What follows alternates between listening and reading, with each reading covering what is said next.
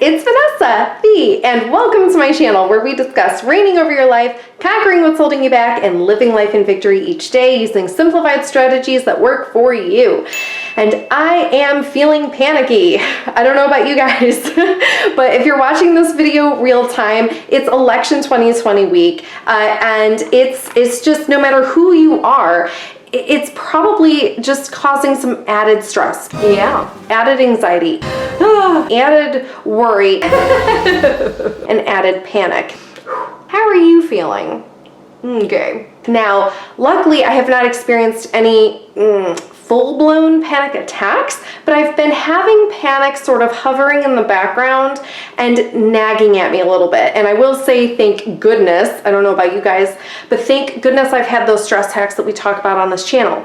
Because if I hadn't had them, I would have been having a lot of panic attacks this week. But even still, I could very well, at some point. But if that's you, if you are experiencing panic, or if you have been having panic attacks or you're having panic attack right now, it's all good. You are safe. It will pass. And that's what we're going to talk about today. Now, really quickly, just as a disclaimer, I am an actress and speaker. I am living with post-traumatic stress disorder. I am not a healthcare professional or a mental health care professional. I am an expert in my own, can you tell I'm panicking? I'm an expert in my own situation and what works for me. And my hope is that by sharing these strategies with you, that they will help you just like they helped me and are helping me and so many others. If you think that you are experiencing a medical emergency, stop watching this video and seek medical attention right now. Please use your own discretion. But it is true that panic, anxiety, and how our brain and body react to stress can absolutely make us feel like we are having some serious health issues. And I have had those throughout my life, and we will totally get to those in a future video because it's very interesting. It's annoying and expensive, but it's interesting. And speaking of that, I do just want to really quickly go over what panic attacks are and what they can feel like and what I'm feeling right now. Because if that's you, I know that that can be, it can help just to know that other people are experiencing that as well. Now, if you've never experienced panic before, or really more likely a panic attack, it's okay, you are safe, and this will pass. What I've been experiencing, this whole week is a lot of heart flutters, some heart palpitations, where it feels like my heart is trying to catch up with me, chest tension, not really feeling as though I can inhale 100%, shortness of breath, jitters, swirly thoughts, poor memory, extra energy, and the list goes on and on. So if that's you, I feel ya, and I'm feeling it right now. Okay. Panic attacks can include those things, and they can also include other things like hyperventilating, where we really can't catch our breath, and it can feel like we're having a heart attack. And I grew up with those. I had no idea what they were. I was terrified, and it really did a lot of negative damage. What I didn't know, and what I wish I had known, is that it was a panic attack. What I was personally experiencing was a panic attack. And it's okay. You are safe. It will pass. If you're not familiar with what they are exactly, panic attacks are our brain's way of keeping us safe. And we talk about the brain a lot on this channel, but because it's panic mode right now, I'm just gonna really quickly go through what they are. Panic attacks are doing two things for us. It is our brain perceiving danger that isn't actually imminently there. So I'm not saying that what we're panicking about isn't valid or isn't real or isn't true. I'm not saying that at all. I'm saying, physically speaking, in our environment, that danger isn't there, or we would be reacting to that danger in a different way. So what panic attacks are doing is it's our brain getting us ready to either fight, flight, or freeze. Now, for the fight and flight, what it's doing, especially when we're hyperventilating, is it's trying to oxygenate our body to fight or flight. It's trying to get us energy, and it's trying to get us oxygen to survive. What it's doing when we're trying to freeze is something that I talked about in my #1 panic attack video. It was my first video ever. Oh my gosh. I will link that below if you're interested with the timestamp so you can get right to it. But what we talked about in that video really quickly was the fact that when we're having a panic attack, our body is trying to close our chest muscles to bring us into the fetal position to protect our vital organs. And so that's what's going on. And I feel that knowing that is really important, as usual on this channel, because once we understand mechanically what's going on, it's less scary and it gives us more control, because then we can understand specifically what to do to get to the root of the problem and also the root of the solution. So that's what we're going to talk about today. So let's just get to it. Okay. All right, so as you've probably noticed, we're in my kitchen. So if you're at home, feel free to run to your freezer. Well, don't run, because that'll probably add more panic, but gently get up if you're sitting and walk to your kitchen and over to your freezer. Now, if you don't feel as though you are able to do that, getting someone else involved to do that for you is great. I have my husband do this all the time. This is a hack that he actually enjoys doing because it's really quick for him, it's easy, and he's still able to feel like he's involved and able to help me. Okay, so we're gonna open our freezers together and grab our item together. Now, I do have a frozen orange in there, and I'm guessing a lot of you don't have frozen oranges in your freezers. But one of the reasons that I have a frozen orange is because it's there. It's bold, it's bright, that's the only purpose it has, and I don't have to think about what I'm grabbing. So when you guys grab it, well, and there's other options too that we'll go over, but when you guys grab your item, try and not think about it. This isn't about being perfect, it's not about grabbing the perfect item, because all we want to do is just cut that cycle of panic, and holding something cold and very sensory is going to help us do that. So let's open our freezers and just go ahead and grab, okay? All right, let's do it. I'm opening up my freezer, and ta-da, there's my orange, and grab. Okay, woo! Go ahead and shut your eyes if you feel comfortable doing that. And just hold your item. You don't have to do anything else, just go ahead and hold your item.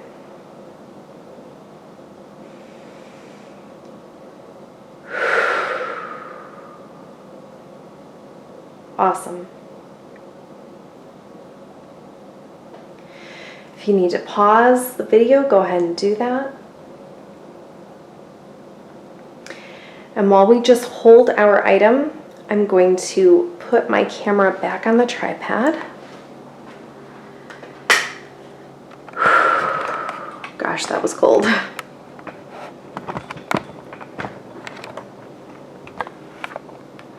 All right.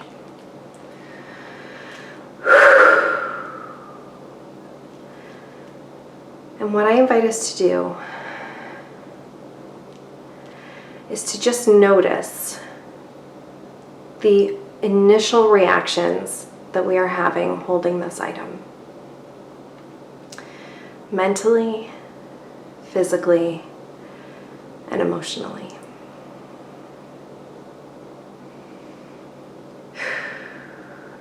Whew. I can tell you right now that physically, my hands are very cold.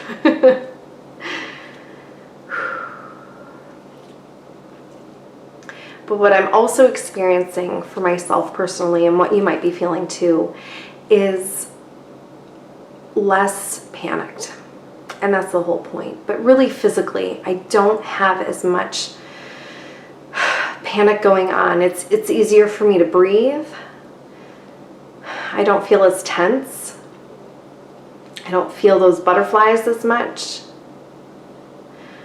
Mentally, my focus is on my item, so you are probably experiencing that as well, where it's just, there's no more really panic thinking going on, it's just all on my frozen orange. So it's actually helping to give me more focus and more clarity, which is something that when we're panicking, it is so hard to feel that. My hands are very achy. I don't know if I mentioned that, but it is cold. And emotionally, what I'm feeling is just, I'm feeling better. I'm just feeling better. And so if you need more time, feel free to pause the video, but if you'd like, just go ahead and open your eyes. And so I just want to talk about what we're experiencing right now. So when we're in that panic mode, and keep holding that cold thing, if you need it, by the way, more intensely, you can put it on your neck, which I don't like. I'm doing that right now, but it is like super cold. And you can also put it on your forearm. That's another sensitive area to put something cold onto. Okay, so one of the reasons that this is working is because it is sort of not shocking our brain into sort of the present, but it's definitely distracting it. It's getting its attention without us having to think through it or rationalize ourselves out of panic, which a lot of times we're trying to do, right? We're trying to tell ourselves, I shouldn't be panicking, or, you know, why am I panicking? I don't want to feel this way. This feels bad. And instead, when we're panicking or having a panic attack, all we need to think, or all our friends or significant others need to think, is get the frozen orange. And when we hold it, it's an instant cutoff for our brain to go, whoa.